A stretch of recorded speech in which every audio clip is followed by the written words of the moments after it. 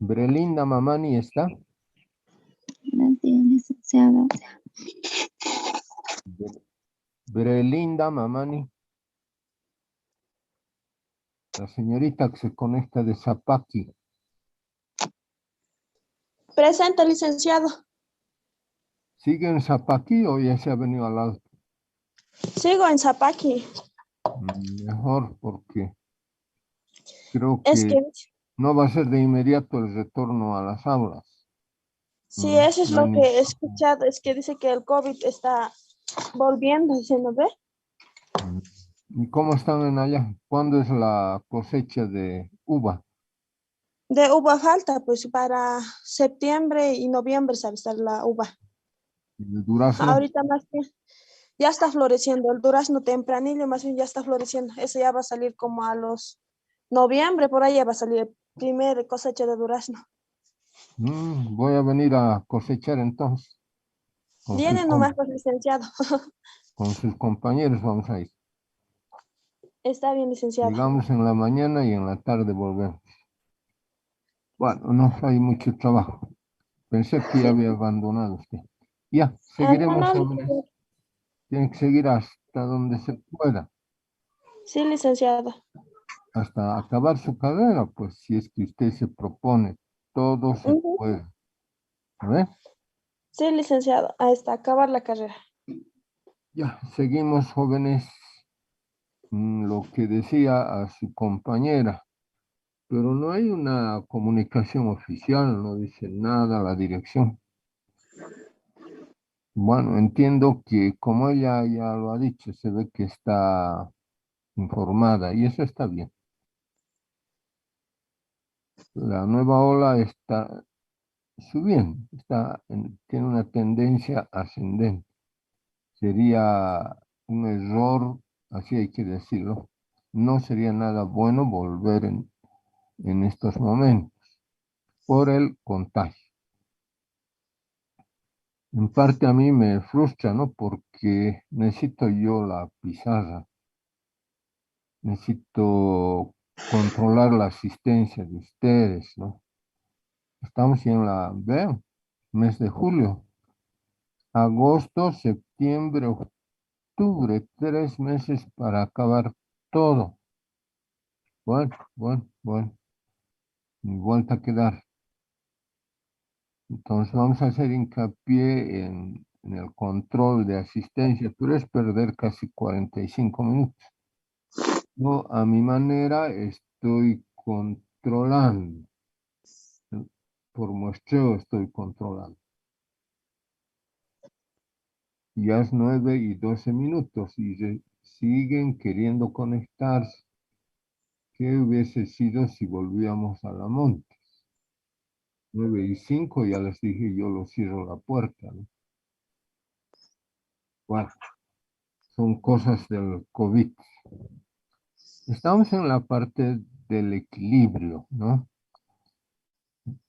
No importa si repito 20 o 30 veces, bajo qué condiciones debe darse un equilibrio.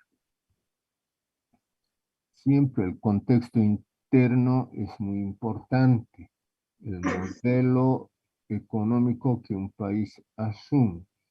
Y obviamente, la economía hoy en día a nivel mundial está globalizada. Los países tienen que producir y exportar mejor si elevan los niveles de producción y exportación de determinados bienes y servicios. Bueno, salen muchas cosas en la prensa internacional, ¿no? Ahora, de lo que sí es verdad es que se vienen meses y ojalá no sean años, pero va a haber una escasez en la producción de alimentos. Eso es indudable, ¿no? Ahora mismo se nota. Bueno, todos esos factores externos, por eso es que tanto en la demanda como en la oferta hemos dicho que siempre hay que analizar las expectativas del futuro. Obviamente, puede haber un buen diseño de política microeconómica, ¿no? Una estabilidad de precios. Pero eso no viene con piloto automático, sino eso es producto de un acierto en la política económica. Les había dicho en las primeras clases que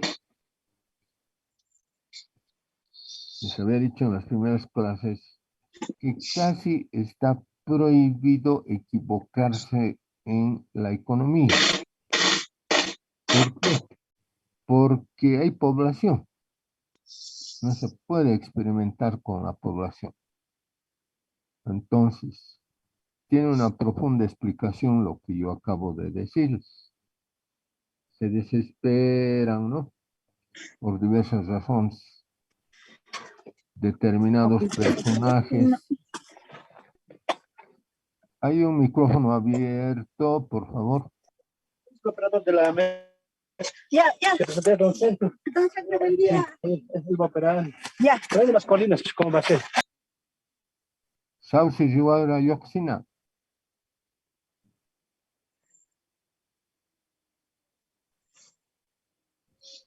Ya.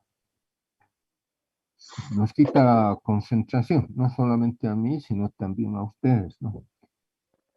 Por eso, quienes se desesperan por llegar a la Plaza Murillo, en el caso nuestro, hay que ser muy conscientes, ¿no? Pero en un 99%, con los años que yo llevo como técnico, como economista, me doy cuenta que llegan por otras cosas. Bueno, y ustedes saquen las deducciones, ¿no? Hubo un señor, 14, 16 años, se viajó por todo el mundo. Cuando se maneja la política económica, hay que tener claro un instrumento fiscal, es decir, la disciplina fiscal en el gasto, fundamental. Yo esos conceptos macro y microeconómicos los rescato de Adam Smith. Fundamental, fundamental en la teoría de la empresa lo propio. Vean, si a algunos les gusta la lectura, el mayor accionista de Tesla, recientemente, en menos de 7 días, ¿no? Cómo conminó a sus funcionarios a que retornen de manera presencial a sus labores, que lo estaban haciendo desde su domicilio. Yo, en la medida de mis posibilidades de tiempo, voy haciéndole un seguimiento a él, ¿no? Porque es muy creativo, imaginativo, y la disciplina que pone en su empresa es vital, ¿no? Vital. Entonces, el manejo de la economía de un país, pero tiene que ser pues con una pulcritud mayor en el entendido de que hay mucha población. Bueno, algunos se van acostumbrando, el caso de los dirigentes, no quiero ni mencionar, pero tengo que mencionarlos, del mal llamado Partido Comunista Chino. Pero yo rescato, ¿no? Como China, de la pobreza extrema, cómo se levantó. Ese falso socialismo rural no generaba valor, no generaba bienes y servicios. Y tener 1.450 millones de habitantes no es poca cosa, ¿no? Entonces tuvo que introducirse ideas renovadoras, abrir su mercado, pero tiene que haber una adecuada lectura, pues, de la economía interna, ¿no? Uno de joven quiere llegar al cielo, no es así, pero bueno, antes no había teléfonos celulares, nada de eso, ¿no? Yo tendría que hablar bastante sobre eso, ¿no? Bastante sobre eso. Hasta mi persona, les digo, a veces caigo en eso yo. ¿Mm? Pero ya he adoptado una disciplina, sé en qué momento voy a utilizar el teléfono celular. Entonces, cuando hablamos de que hay que darle, hay un micrófono abierto, uno viene con ganas y se encuentra con estas cositas, oh, por favor, apaguen ese micrófono.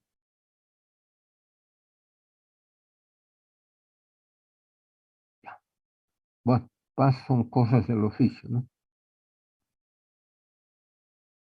Cuando hay población, la economía nos enseña que debemos procurar darle bienestar a la población. Obviamente con la categoría trabajo, ¿no? Con una disciplina en el trabajo. Analizando cómo se encuentra un país y ver qué modelo es el más adecuado. Podemos tener ardientes ideas, pero siempre hay que ubicarse en un contexto. ¿Mm? Esos más de 100 viajes que ha hecho al exterior el señor Morales, ¿acaso ha salido del bolsillo de él? Futuros auditores, contadores públicos. Esos son fondos. Un país con escasos recursos y múltiples necesidades no puede darle esos lujitos a alguien. ¿Mm? Eso va pues, a la contabilidad nacional. Tampoco vamos a exagerar, ¿no? Hablando un poco del siglo XVII, en alguna región euroasiática hubo un cambio de un gobierno. Y el gran problema es que no había los suficientes alimentos. ¿Para qué voy a dar? No. Y se tuvo que adoptar una disciplina, incluso en la distribución de alimentos. Y a ese presidente, sus subalternos querían darle una comida propia, digamos, de un presidente. Y él rechazó. Él decía, si mi pueblo está sufriendo, yo también estoy obligado a sufrir. Yo me voy a alimentar con lo que se está alimentando mi pueblo. No, aquí eso no se da. Vean, en pleno siglo XVII, ¿no? Cuando estaba avanzando Europa hacia la gran industria, ¿no? No todo ha sido color de rosas. Cómo contra la naturaleza lucharon los habitantes de los países nórdicos. A ver, cultura general. Enseguida tenemos que entrar a la microeconomía. Cultura general. En el invierno, en los países nórdicos, a ver, cualquiera de ustedes, ¿a cuánto desciende la temperatura en el invierno en los países nórdicos? Licenciado, sobrepasa en los países nórdicos los -10 grados, así. En algunos casos se limita a -20 grados, ¿no? Yo digo, Sí, ¿cómo se han levantado los holandeses, los escoceses, la población de Dinamarca, veanlo, cuando no había todavía uso industrial del petróleo o del gas? Mm,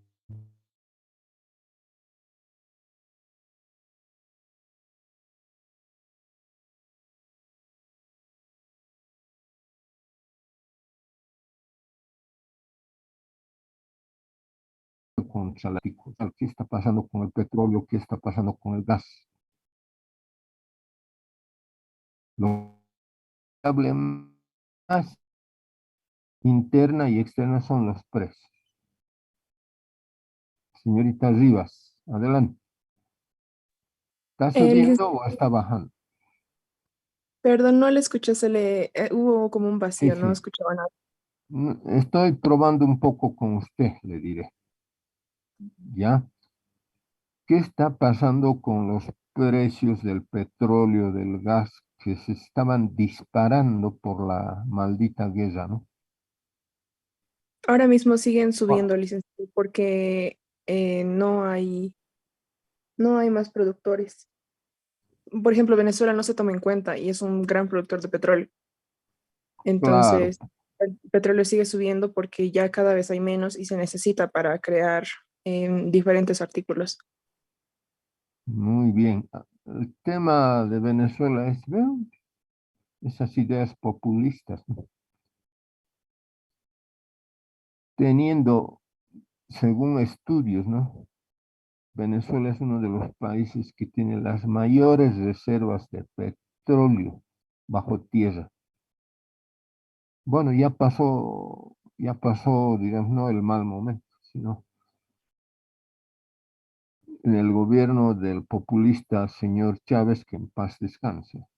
Hay que respetar su condición pese a sus ideas, ¿no? Populistas. Bueno, hizo del populismo una bandera, una bandera. ¿Mm? Algunos lo caracterizaban como el émulo de Simón Bolívar, ¿no? Yo personalmente tengo muy clara la idea de cuál era el propósito en las guerras de la independencia de Simón Bolívar, ¿no? Cuando planteaba, en plenas guerras de la independencia, cuando planteaba que sobre todo América del Sur debía adquirir su libertad jurídica y política con relación a España, ¿no? Un tipo inteligente, quedó huérfano a los 4 años, su papá y mamá. Sus tíos lo enviaron, que eran terratenientes en Venezuela, lo mandaron a Austria a que adquiera una buena formación educativa. En gran medida estaba en el Liceo Militar de Viena, en Austria. ¿Mm?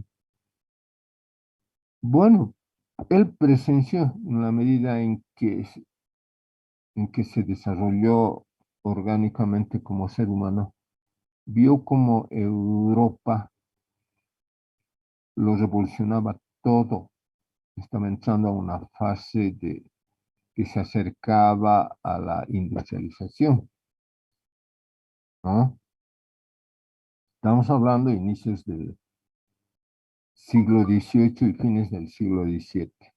Y nosotros seguíamos siendo colonia de los españoles. Se desesperó, regresó en otro momento. Si es que hay tiempo, veo que no vamos a tener mucho tiempo.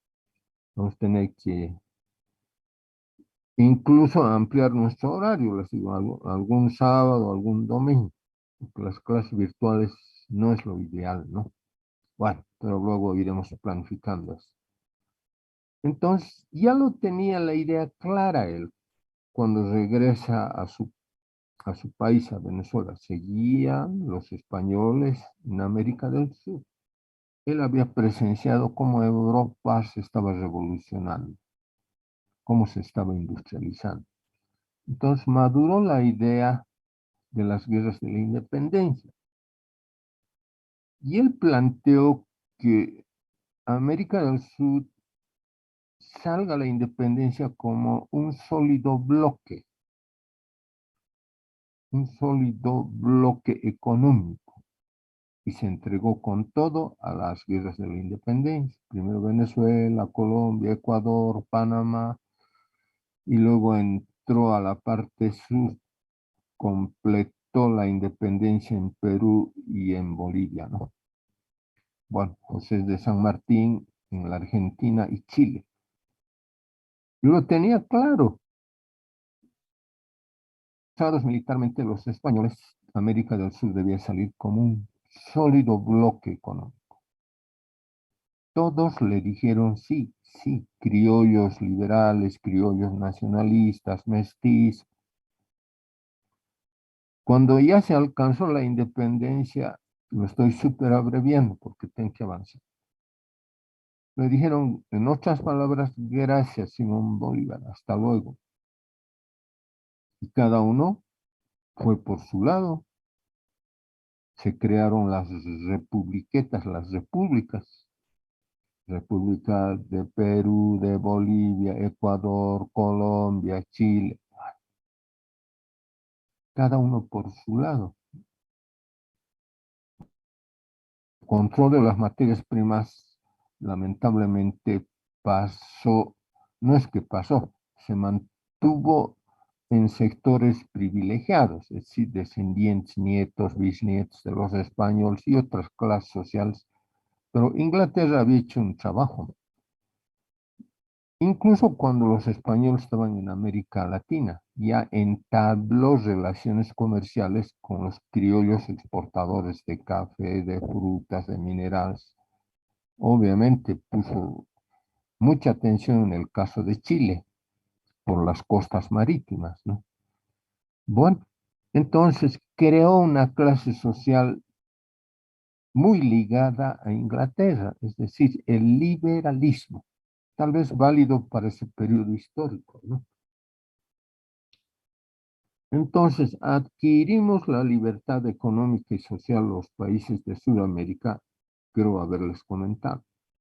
No fue fácil. No podían creer los españoles que se iba su Cerro Rico de Potosí, por ejemplo. Su gallinita de huevos de oro, por la potencialidad productiva que tenía la plata, ¿no? Las monedas, la libra esterlina del Reino Unido, Inglaterra, hoy día con serios problemas en Inglaterra. Hay un cambio de presidente, ¿no? Por la parte de su parlamento, pero eso ellos lo van a solucionar. ¿Mm? Bueno, el que mejor aprovechó de la deuda que tenía España con ellos fue Inglaterra.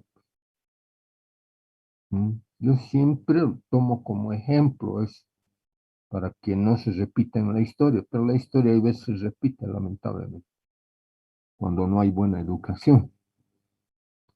Y ahí fue el problema, ¿no?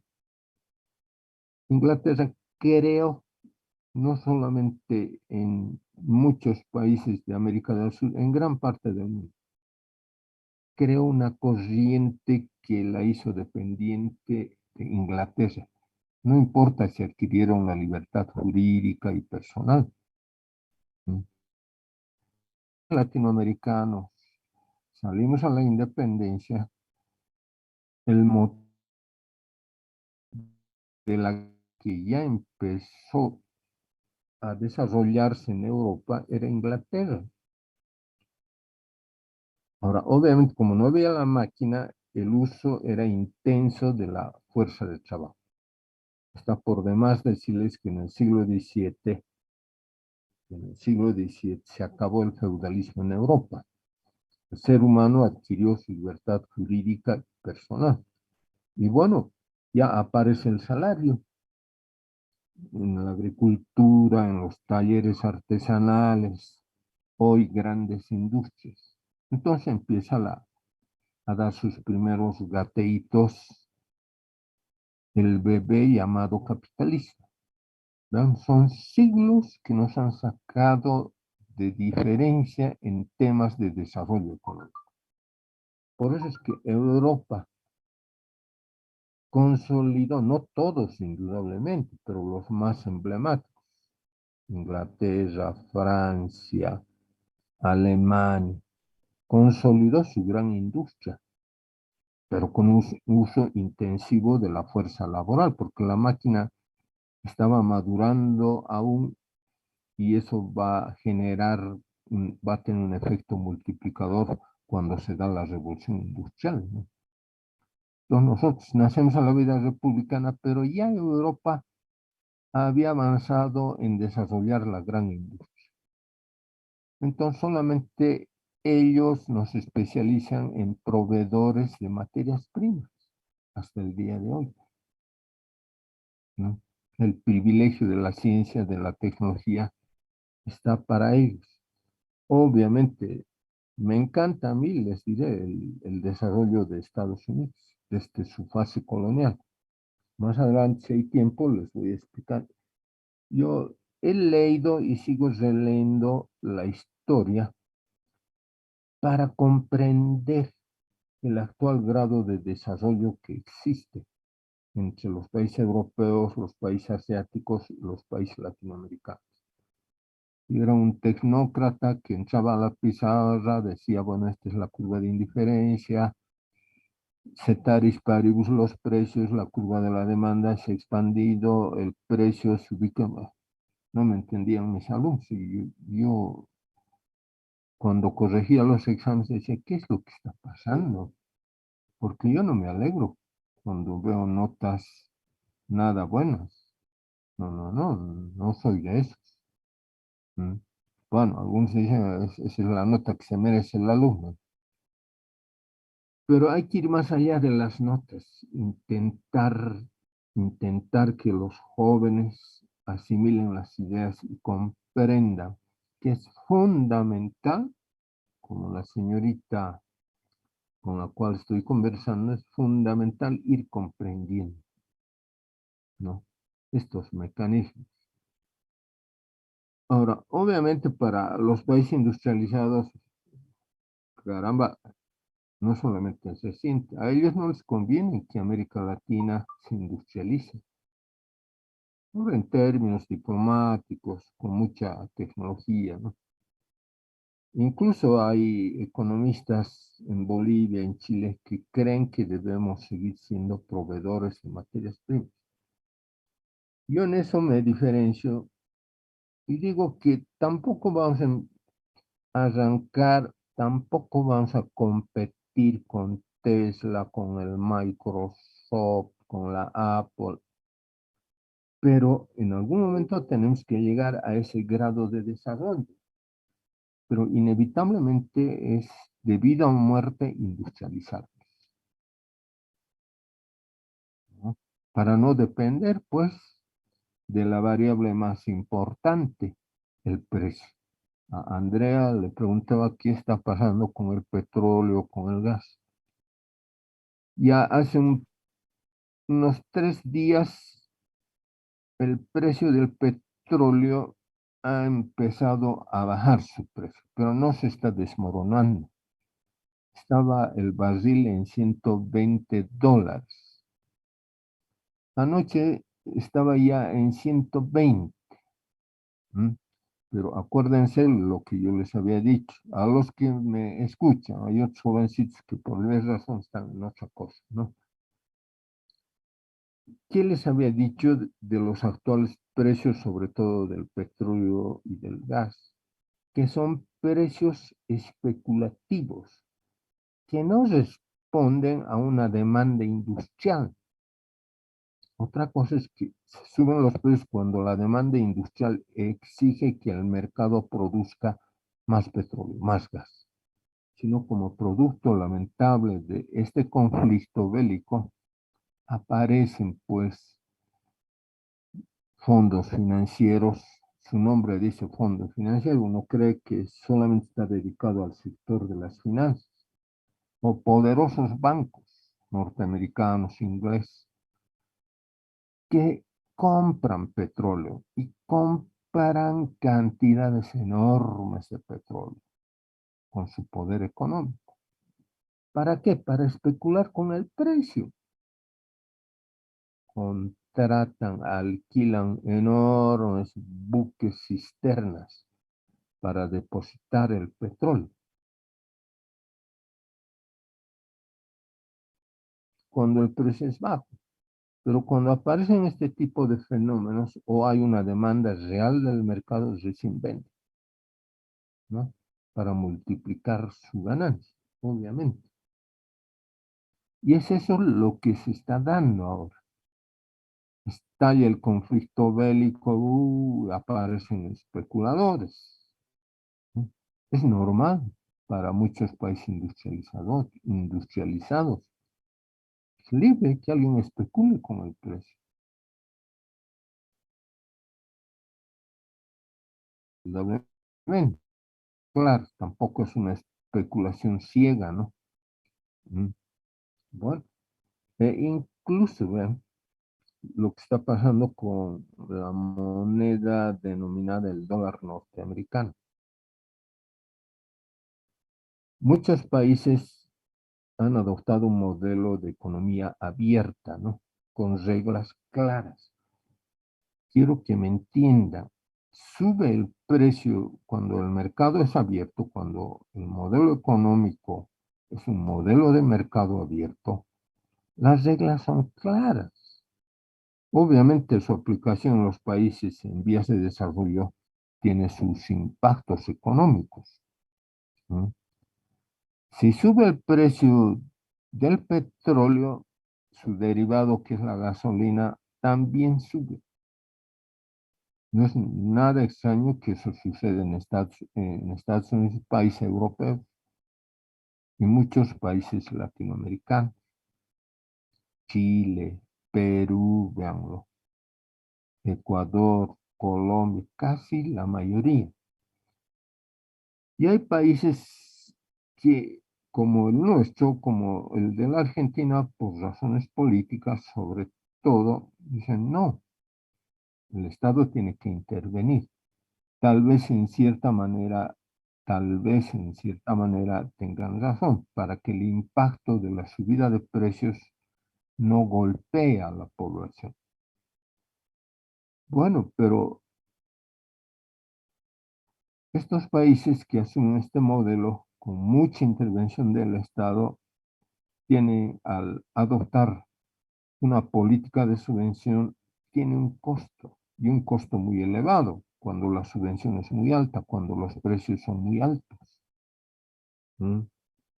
La diferencia entre precio de producción y precio de mercado, cuando sube el precio de mercado, lo cubre el Estado boliviano, el Estado de la Argentina, etc.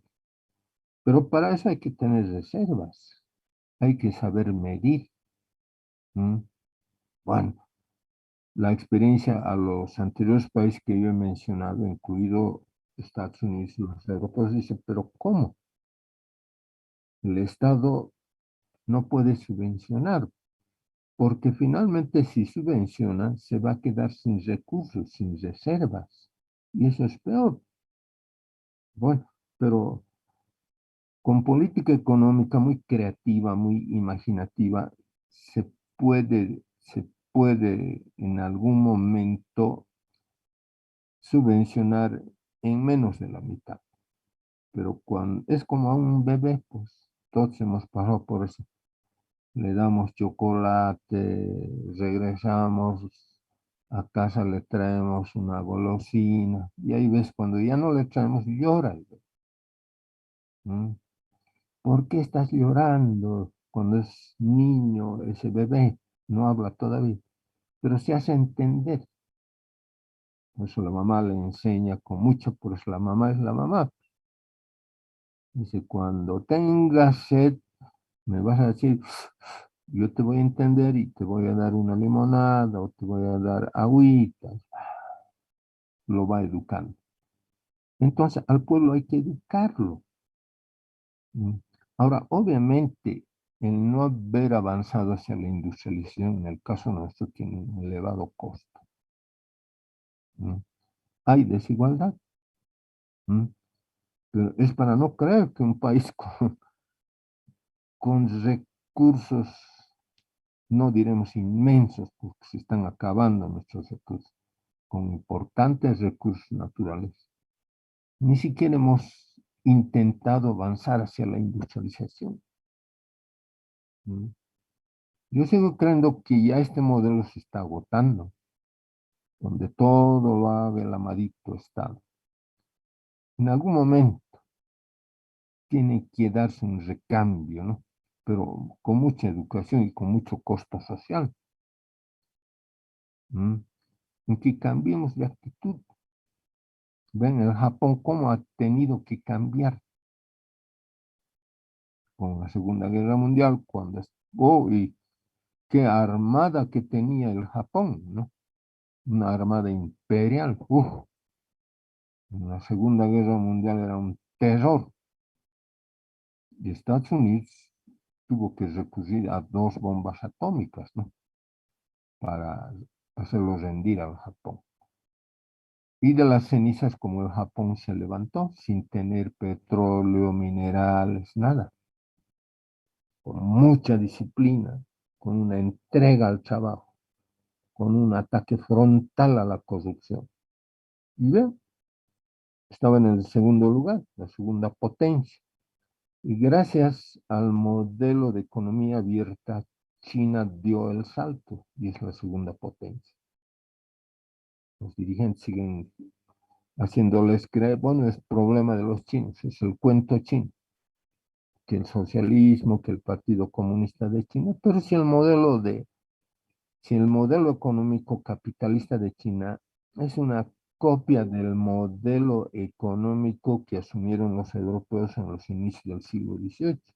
Porque cuando se abre China a la inversión externa, a la transferencia, con múltiples garantías, van las empresas, las transnacionales, en todos los rubros, ¿m? Y aceptan los salarios que pagan al campesino chino, luego obrero chino. Les pagan $20 de salario, al tipo de cambio de Bolivia, 140 bolivianos. Acepta. Obviamente, estas empresas multiplican su ganancia,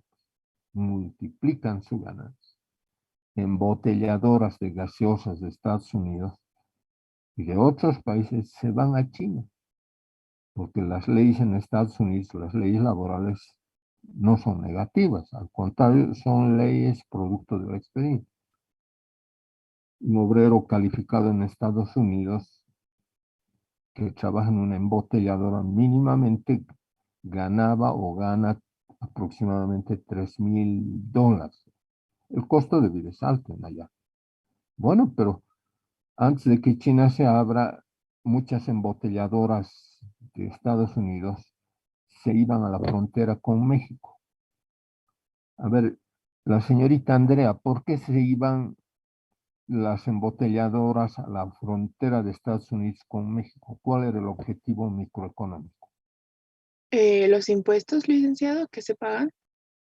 Uno, impuestos y el salario. Al mexicano le pagaban menos de la mitad que cobra un obrero norteamericano. $100. Pero es inteligente, pero la inteligencia artificial juega un rol protagónico. Estudian, el mexicano es bien nacionalista. Y ahora cuando escuchan música mexicana en Nueva York, están limpiando pisos, trabajan de lo que sea. Hay casi 20 millones de mexicanos en Estados Unidos. Entonces, las poderosas industrias, todos han estudiado la psicología del consumidor. Entonces, sus embotelladores lo llevaban a la frontera para bajar costos antes de irse a China. Pero ahora están pensando volverse otra vez a Latinoamérica, porque hay ya problemas en China. Entonces, pagarle $100 a un ciudadano mexicano y ponerle música mexicana los fines de semana, ponerle canales de televisión con programas mexicanos, felices los mexicanos, no se quejan. Y las grandes empresas a multiplicar su ganancia, Por eso, ¿cómo lo hicieron crecer a ese periodista artístico, don Francisco? Programas de don Francisco. Bueno, es así. No lo vamos a negar, ¿no? Estados Unidos es la potencia económica, ¿no? Ahora, el tiempo se nos va. Ya quería entrar al desequilibrio por el lado de la demanda. Ahora, para no dejar colgados algunas interrogantes. Cuando yo dije que se dispararon los precios y eso es verificable por el efecto de la guerra. Ya ustedes ya por lo menos tienen una idea de que hay mucha especulación siempre. Hay genios de la especulación que estudian para eso, jóvenes. Lo han hecho un arte. Entonces, ya les dije, bancos, fondos de inversión saben que van a ganar mucho dinero especulando con los precios de las materias primas, ¿no? Bueno, yo en algún momento les había dicho que el actual precio del petróleo es especulativo, es decir, no responde a una demanda industrial de Europa o de China, sino a la especulación producto de la guerra.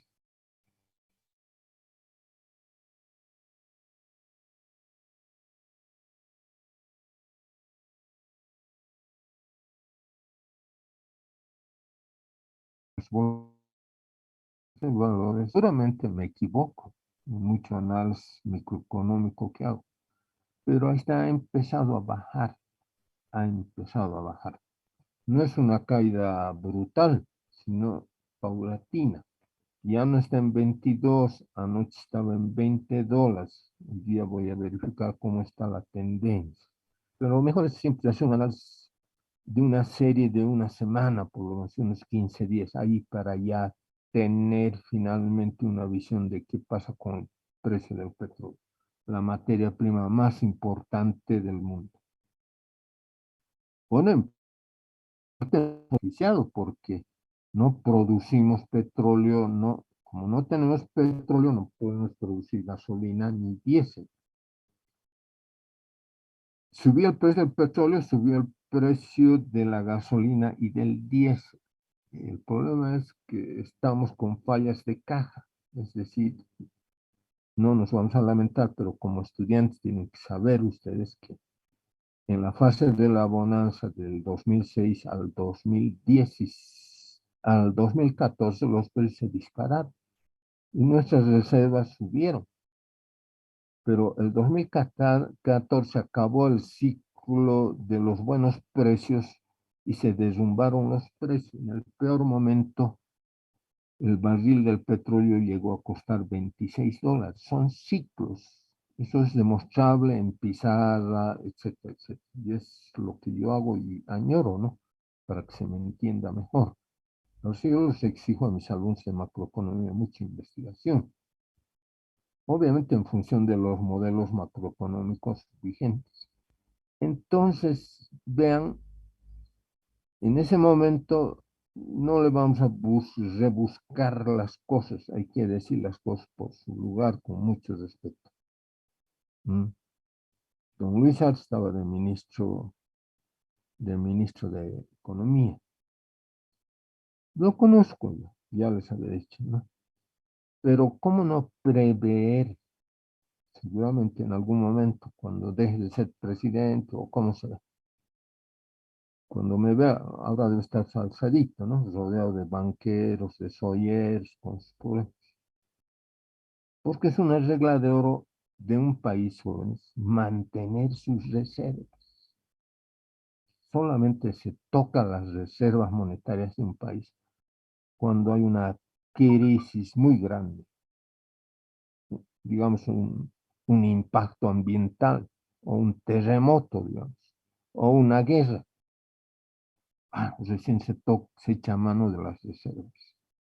Y no han hecho eso.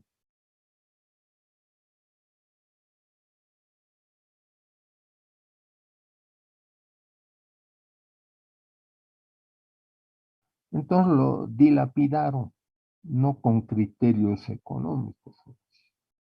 Ya viste el problema. Entonces, momentáneamente se da este conflicto bélico, hace que los precios suban. Entonces, ha entrado, pero si no logramos superar el problema central de la economía boliviana, es que muy baja la producción, muy baja es la producción. Al momento, si tuviéramos una alta producción de minerales, de gas, seguramente en estos procesos críticos producto de esta guerra podía entrar muchas divisas a la economía de Bolivia. pero como es muy baja, ha entrado, pero no lo suficiente. Entonces, como están en una tasa declinante las reservas internacionales, para evitar el impacto y cubrir con precio sombra, es decir, con subvención, se ha estado echando mano de las reservas y de lo que está entrando de manera extraordinaria por la subida del precios del gas, del poco gas. Hemos ido contrabalanceando el precio de importación. Nos ha ayudado para cubrir la subvención. Pero ya desde ayer ha empezado a bajar el precio del petróleo. Algunos dicen que va a caer más. Entonces no va a haber ingresos o va a haber ingresos mínimos. ¿Y cómo vamos a solventar la subvención de la gasolina y del diésel? Ir a precios de mercado es para que se caiga del poder don Luis Arce. Un problema, veamos. Algún día yo estaré hecho cenizas. Deseo de todo corazón que muchos de ustedes tengan puestos de decisión, ¿no? Ese es mi objetivo de mí. Y los que tengan la empresa privada o hagan sus empresas, tomen en cuenta siempre estas reflexiones. Clave el análisis económico. No hay empresas jóvenes, sobre todo norteamericanas, que hagan del despilfarro una política de todos los días. No, no, no, no. Son decisiones muy verticales en muchas empresas. Las empresas tecnológicas que van creciendo en Estados Unidos, anualmente requieren aproximadamente 10,000, 20,000 nuevos técnicos. Y técnicos que tienen que ser de primer nivel, porque son empresas tecnológicas con una presencia mundial. Entonces, obviamente, su fuerza laboral también tiene que estar a esa altura. Vean, ¿no? Sin guerra, en momentos en que no hay conflictos. Alemania, por ejemplo, un promedio de 40,000 nuevos profesionales. En gran medida tengo que decir en qué rubro, en la ingeniería, por ejemplo. Pero yo conozco una ex alumna mía, tiene ya su esposo, etc. Ella trabaja en un buen cargo, ella es auditora en un buen banco francés, ¿no? Cuando llega, no sé qué tendré yo y me llama y me busca y me cuenta sus experiencias, ¿no? Su esposo es un francés, pero vean, pero bueno, ella buscó superarse, está en otro país, otra cultura. Yo siempre les digo a los jóvenes, cada uno tiene sus objetivos personales, eso no se discute, pero hay que ponerle el hombro para que nuestro país se desarrolle, ¿no? Eso es importante. Entonces, en concreto, vean la variable más importante. Ahora, no quiero mirar el reloj.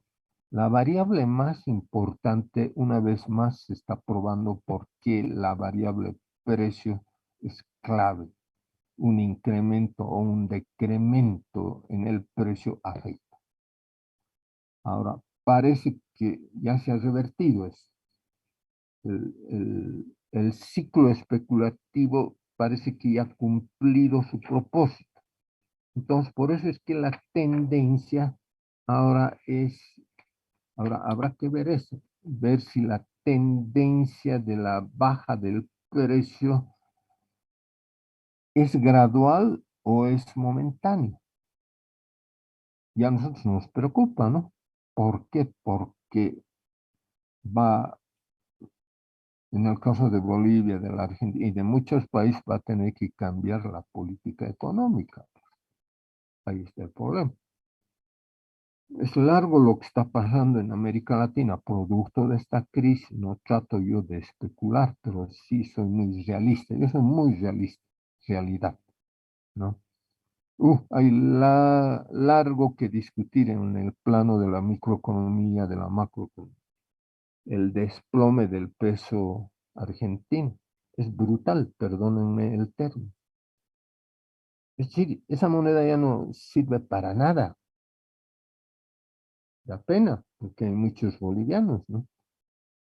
Creo que hay más de 2 millones de bolivianos que están en la Argentina. No solamente por él, por la misma población, ¿no?, de la Argentina. El problema es que ha perdido credibilidad, ¿no? Y lamentablemente el populismo, cuando lo agota las reservas monetarias, recurre pues a instrumentos que no son válidos. Emitir moneda. Cuando se emite moneda, se emite dinero inorgánico, eso le afecta a la economía, porque no hay el respaldo. Es decir, la moneda es el reflejo del comportamiento económico de un país. Todos los países no le lanzan flores al dólar norteamericano, que quede claro.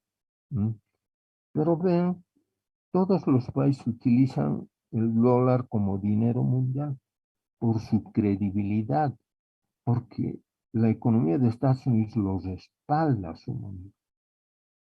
Imagínense, ¿no? No trato de tomar una actitud, pero yo soy realista, ¿no? Ahí está el problema del caso argentino.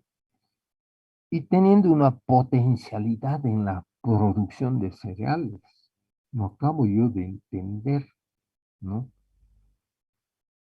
Cuando al día es como alguien tiene algunos billetes en el bolsillo y lo gasta todo el día y toda la noche. Al día siguiente está sin liquidez en el bolsillo. Y ahí viene el arrepentimiento. Ahí está el problema. El populismo, para seguir con sus políticas, lo ha despilfarrado, y en muchos casos, con mucho respeto a ustedes, jóvenes, me da temor a veces de pronunciar algunas cosas. Y ahí ves la corrupción de los populistas, ¿no?, con cuentitas secretas en bancos del Vaticano, en bancos europeos. Distraen fondos. Y para que el pueblo no se dé cuenta, le dan fiesta, subvencionan todo, todo, todo. Y cuando ya no hay recursos, viene la crisis. Ahí está el problema. Y para paliar la crisis en la Argentina, ¿qué han hecho los gobiernos populistas? Han aplicado impuestos. Siempre ha habido impuestos a la exportación de cereales. Han doblado los impuestos. Por eso agricultores, agroindustriales de la Argentina se quejan que de un 100% de la utilidad de la producción agrícola, el 70% se va en pagos impositivos al gobierno central. Es muy importante el pago de impuestos, porque si no funciona el pago de impuestos, no se cubre el gasto corriente, el gasto gubernamental. Es importante, pero no exagerar como lo han hecho en Argentina. Entonces, a alguien que produce granos y que le multipliquen los impuestos, él ya no tiene incentivos. Entonces, baja su productividad. Y ahí está el problema, ¿no? Es mucho que hay que ir discutiendo, ¿no? Yo lo único que busco es para que ustedes sean críticos y hagan bastante análisis, ¿no? Cuando hagan sus auditorías ya saben qué es lo que deben hacer, ¿no? Es muy importante, por eso yo siempre digo que hay que darle al futuro auditor mucha formación, incluso jurídica, las normas fundamentales, cosa que si algún día uno trabaja en el sector público o privado, ese auditor sea un hombre clave o un profesional clave.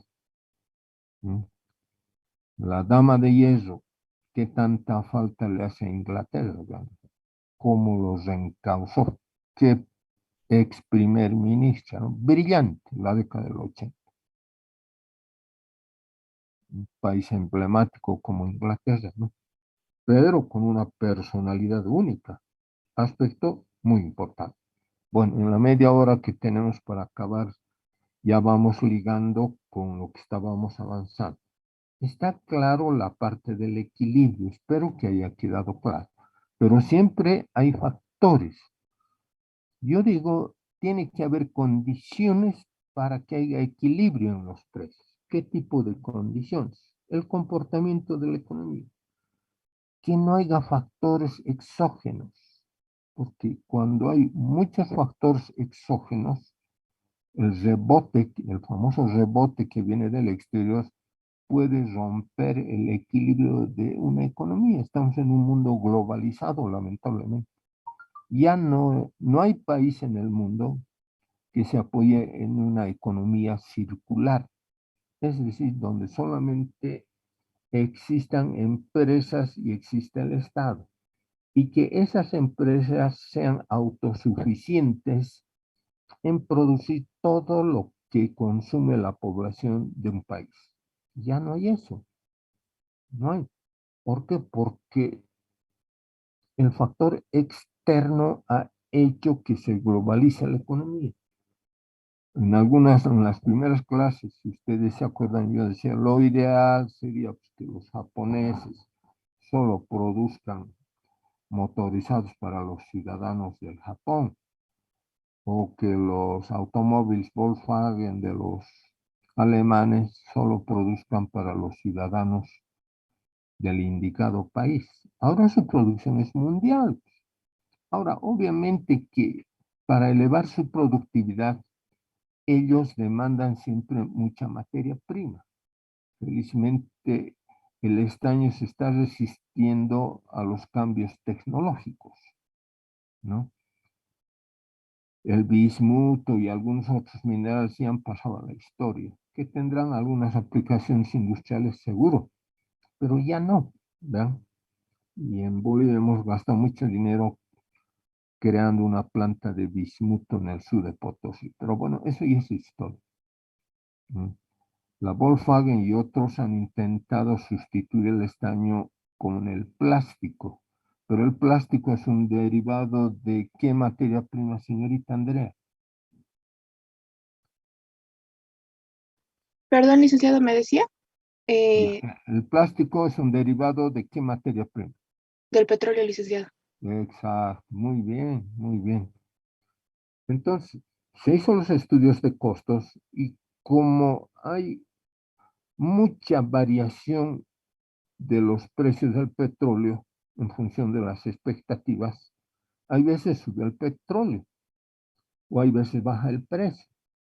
Bueno, y la ciencia a nivel mundial siempre ha llegado a una conclusión que es altamente contaminante. Entonces,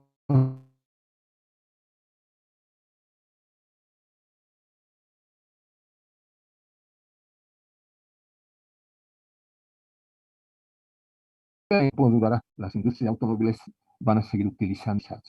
Entonces, pero si hacemos una abstracción del factor externo desde el punto incluso monetario, incluso el uso de materias primas, lo ideal es siempre que internamente haya un equilibrio, que se den las condiciones para que funcione el mercado interno, ¿no?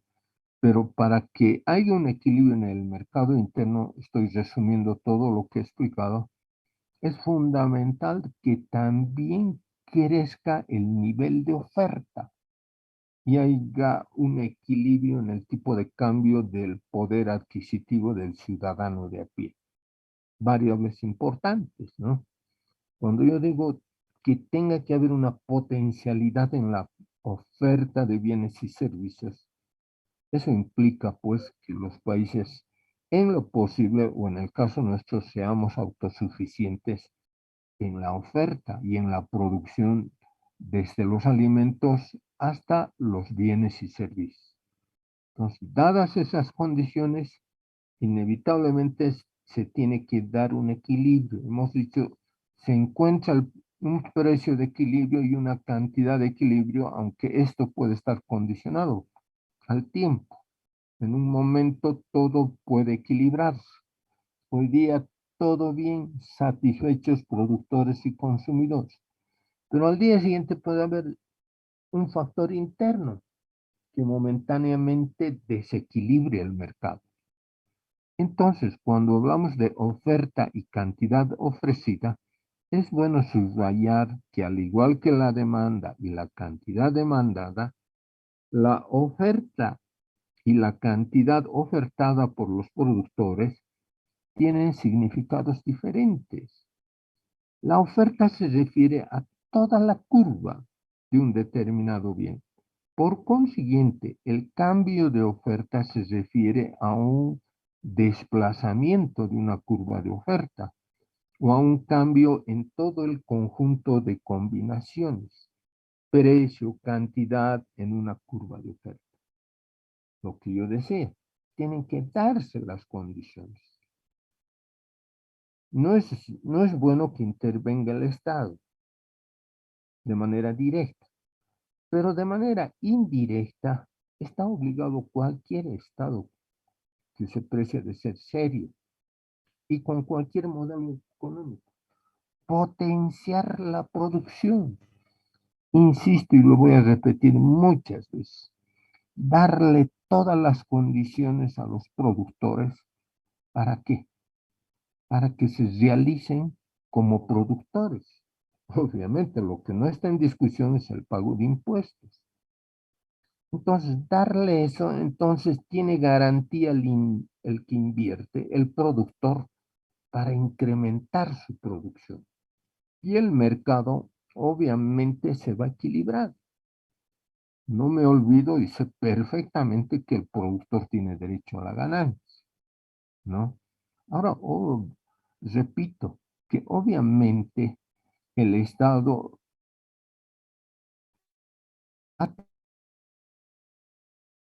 en que funciona y atento también a ser realista en el cobro de impuestos, considerando que esos impuestos son fundamentales cuando hay un Estado honesto, serio, muy disciplinado en el gasto, no se ha excedido en el gasto, para que esos impuestos se introduzcan en los gastos gubernamentales y se pueda expandir las necesidades, la construcción vial, de infraestructura.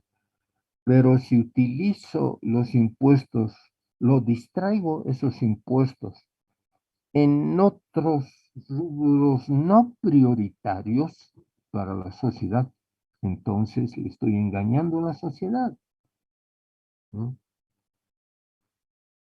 Ahora, construir una economía no es que yo super alabe, que quede claro esto, ¿no? El desarrollo de la economía norteamericana, la sufrieron, ¿no? Pero qué carreteras, ¿no? Qué sistema de educación, qué sistema de salud, ¿no?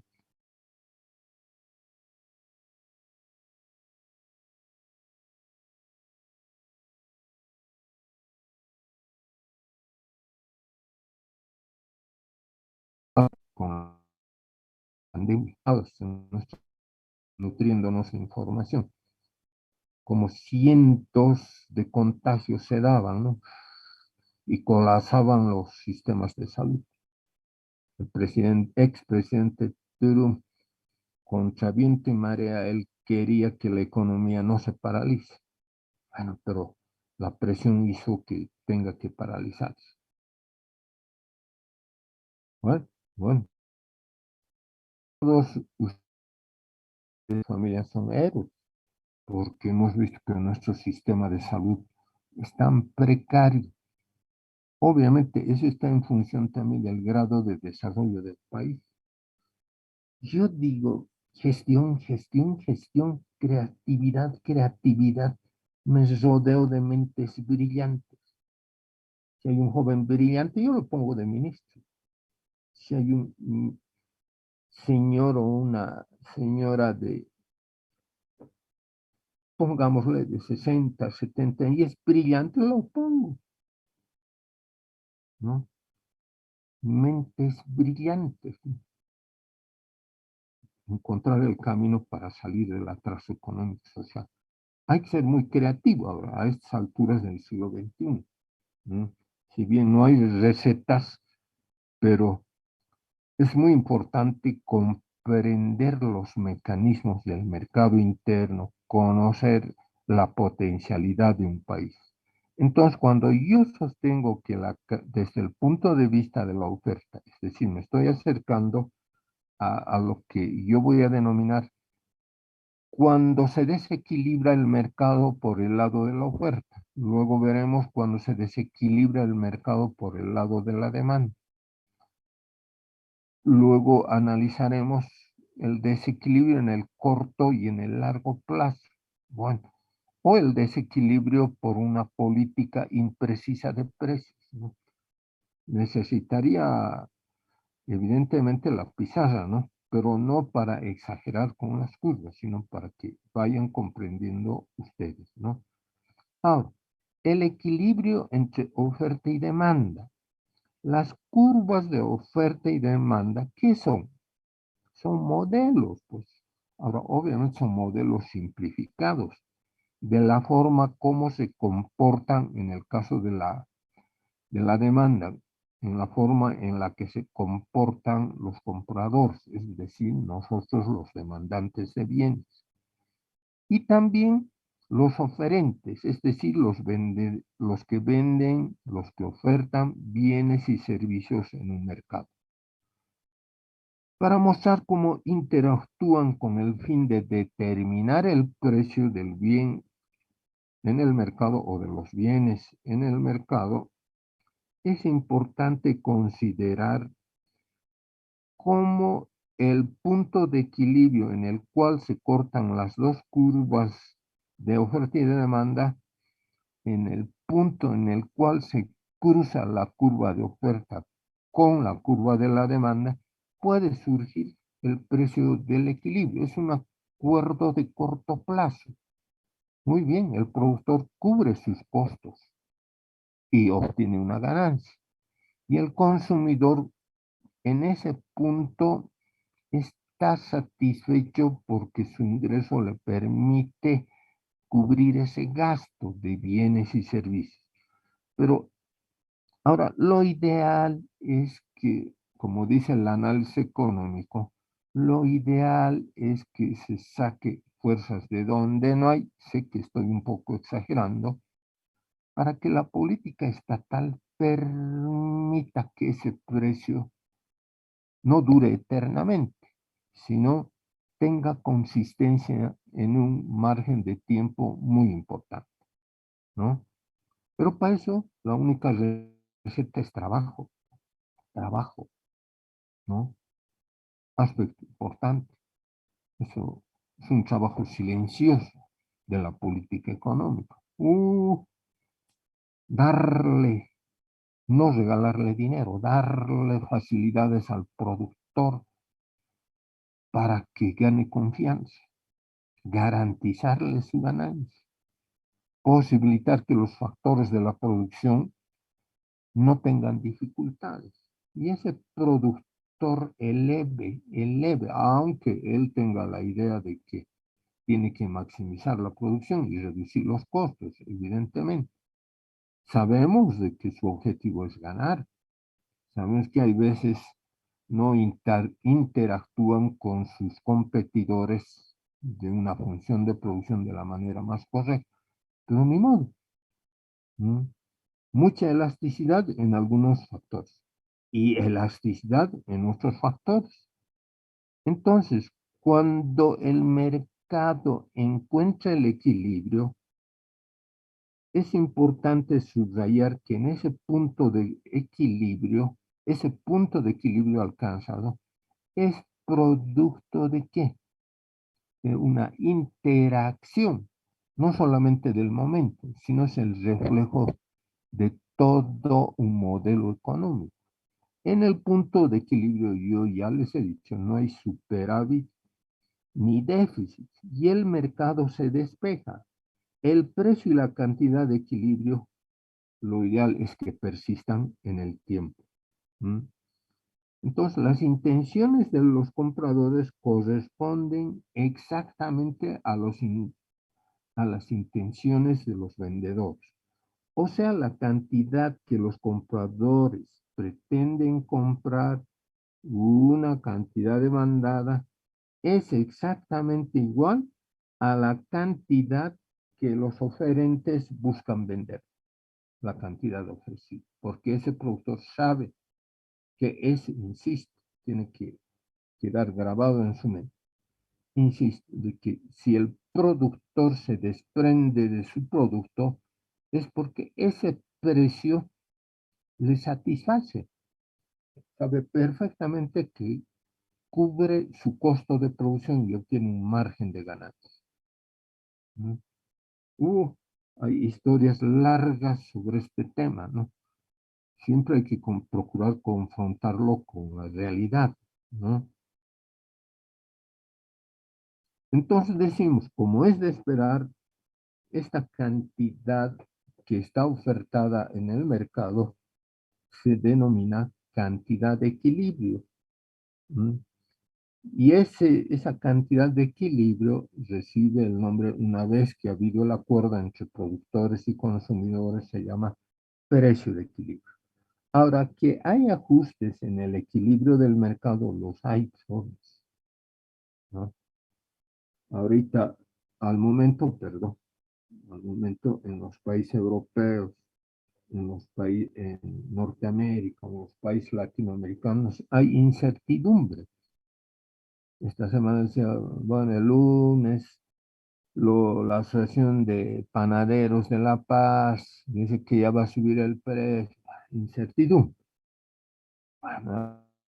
Bueno, yo procuro, no todos los días, procuro comprobar el análisis económico que hago con la realidad.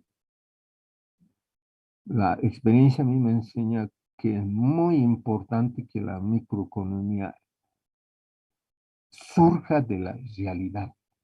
¿Para qué voy a plantearles modelos abstractos con supuestos? Cuando ese supuesto económico está lejos de la realidad, ¿no?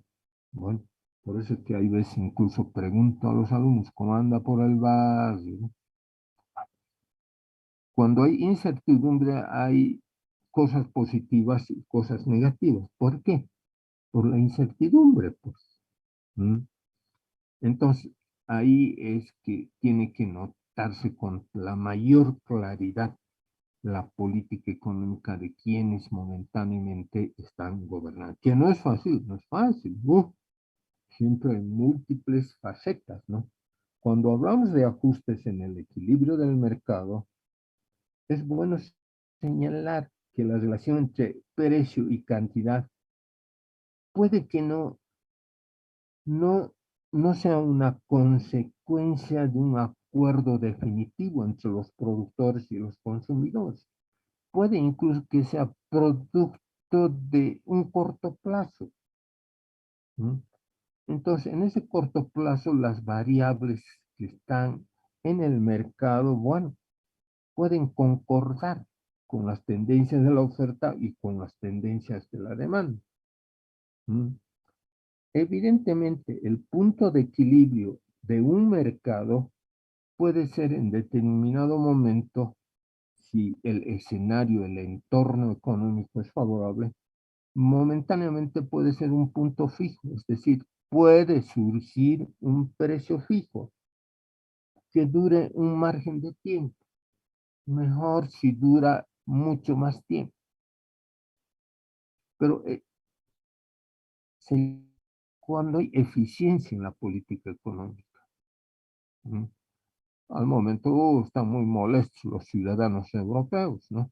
En los distintos países, porque está desequilibrado los precios, por el tema de la guerra, por la subida de la gasolina, por la subida del petróleo, que es la materia prima para la industria, no se olviden. Entonces, se han ajustado, reajustado los costos, ha aparecido una inflación moderada. Bueno, estaban acostumbrados en Estados Unidos a tener los últimos años una inflación, pero no todo es color de rosa también allá, ¿no?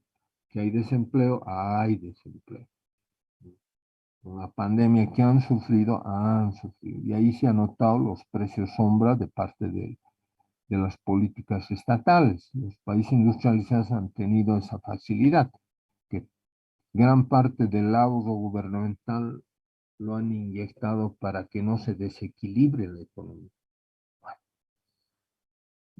Era normal para ellos tener una tasa inflacionaria de un 1% al año. O sea, no se modifican los precios. Y eso da pues garantía al consumidor para que incluso eleve su compra, ¿no? Hasta el punto, obviamente tampoco es un consumo exagerado. Todo el mercado tiene esos puntos que lo vamos a ir analizando. No nos olvidemos que las curvas de oferta y demanda siempre se están desplazando constantemente hacia la izquierda o a la derecha en respuesta a los cambios en las variables, ¿no? Pero no solamente en el rubro de los alimentos, no se olviden de eso. Siempre debemos ver para sacar experiencias.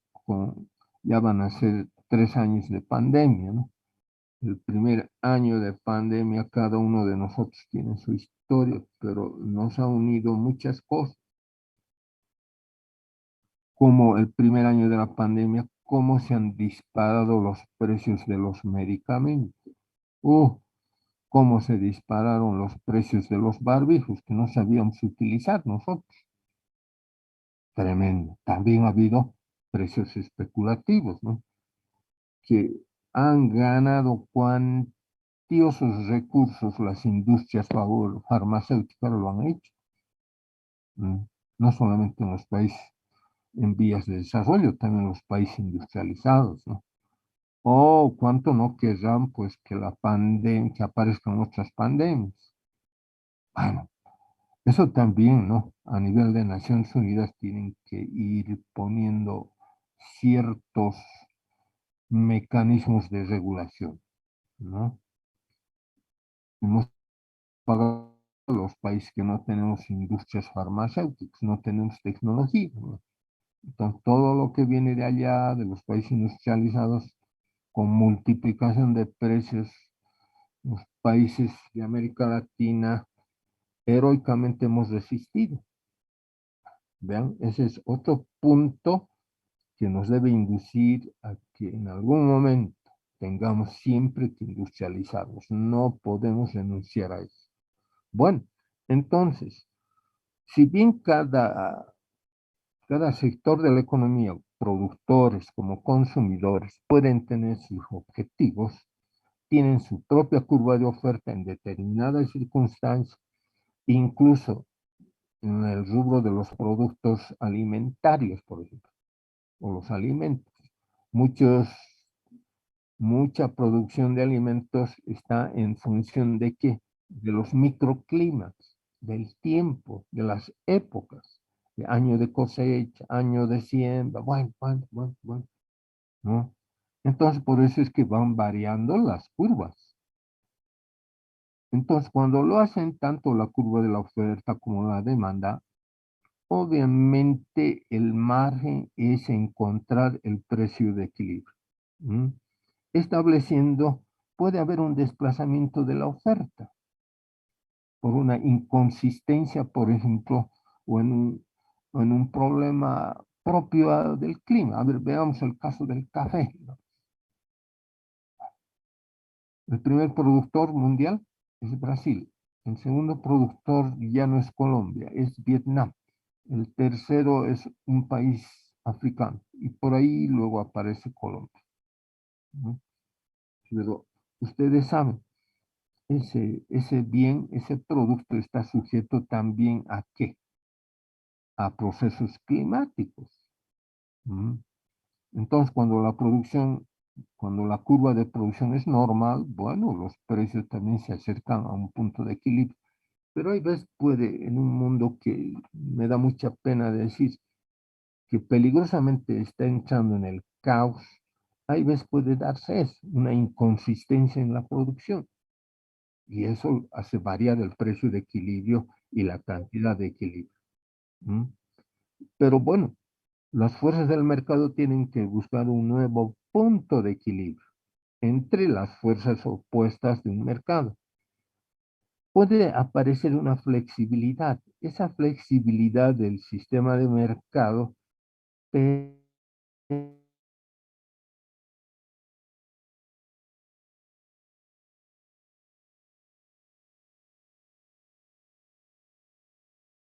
cantidades se ajusten, natural de vista de la oferta y de la demanda.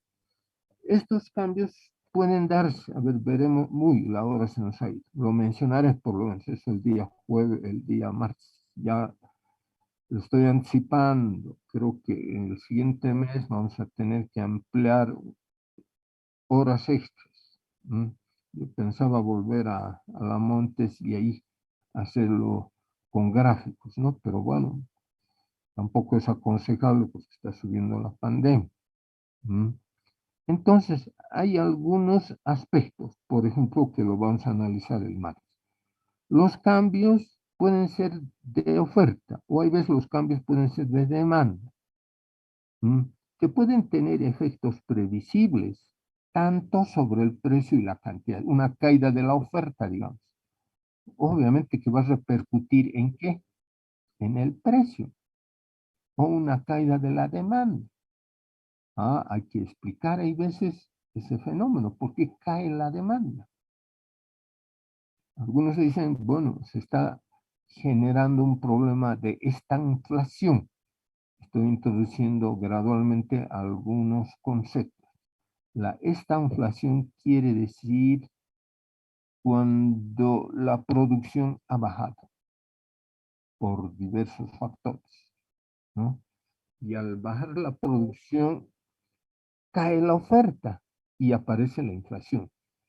Cuando se da ese fenómeno, los economistas llamamos estanflación, pero yo siempre procuro no confundirlos a los jóvenes, ¿no? Hay veces profundizo demasiado esta parte, pero procuro ser siempre coherente con ejemplos concretos, no con ejemplos rebuscados que están lejos de la realidad. Bueno, ya tenemos el día martes que reducir el análisis económico que siempre yo hago y abocarnos a avanzar, avanzar y morir, avanzar y avanzar. ¿Están conformando los grupos jóvenes? Seila, ¿está Seila? Buenos días, licenciado. Me encuentro aquí. Uy, muy poco le escucho, niñita. Ahora sí me escucha, licenciado. Ya, tenemos que armar grupos máximo de 6 alumnos.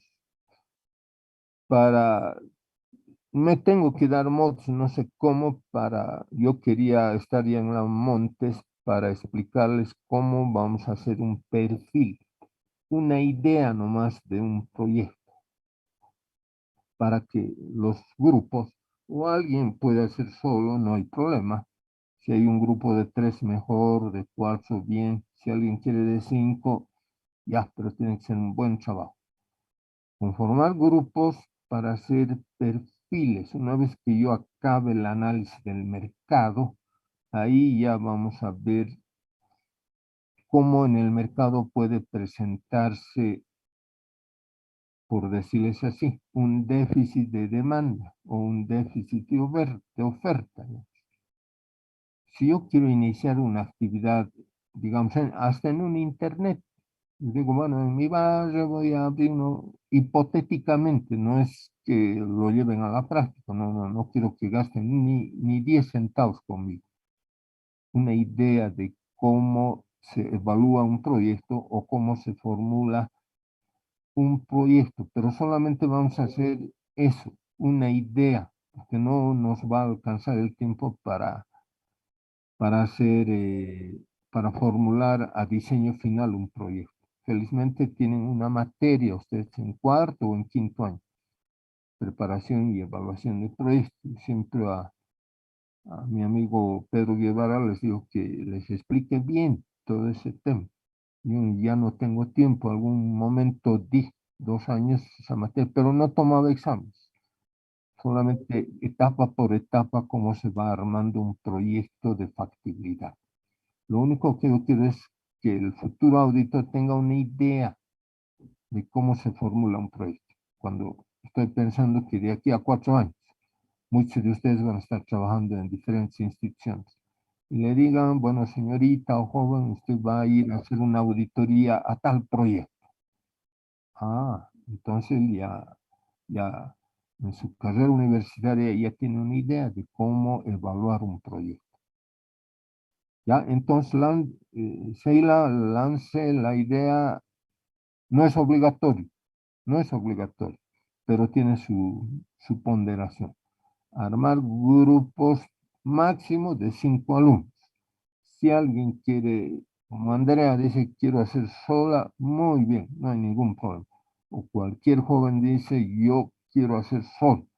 Bueno, lo hace nomás. Es un perfil, lamentablemente el tiempo se nos está yendo, yo ya estoy preocupado, no debería de preocuparme. Pero yo no soy de esos, ¿no? Yo procuro siempre acabar el programa. Ya estoy viendo mes de agosto, septiembre, octubre, trabajos, exámenes, vuela el tiempo. Entonces el martes nos abocamos a avanzar, avanzar y morir, avanzar y morir. Les da una semana, ¿no? Entonces jóvenes, armen sus grupos. Si alguien quiere hacer individualmente, lo hace. Si entre 2 señoritas quieren hacer, lo hacen, no hay problema. Semana Sheila, por favor, usted lo va a ir recepcionando, ¿ya? Gracias, hasta el día martes. Hasta luego.